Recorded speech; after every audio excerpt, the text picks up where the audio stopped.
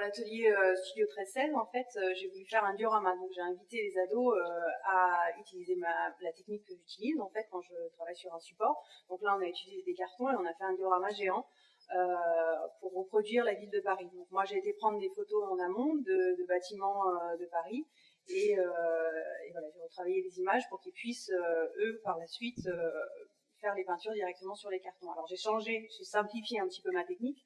Là, en fait, ils travaillent avec 4 valeurs de gris, et moi, je travaille avec 8 valeurs. La technique que j'utilise est quand même assez précise au niveau des dilutions et de la technique que les ados doivent avoir avec le rouleau, et souvent, ils sont plus à délaisser le rouleau et à plus utiliser le pinceau, donc j'essaie vraiment de les pousser vers le rouleau pour avoir un rendu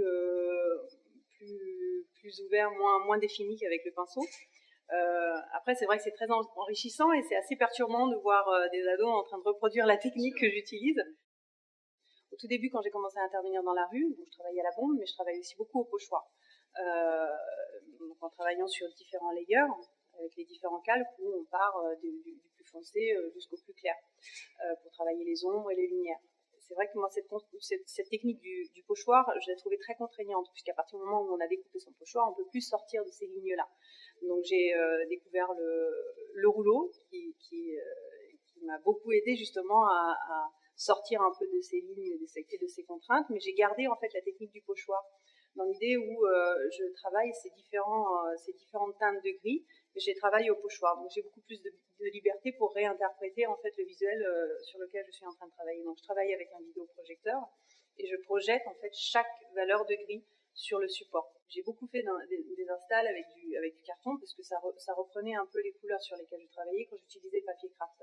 Donc je trouvais qu'il y avait une continuité et j'aime bien cette teinte un peu sépia qui rend le visuel un peu passé.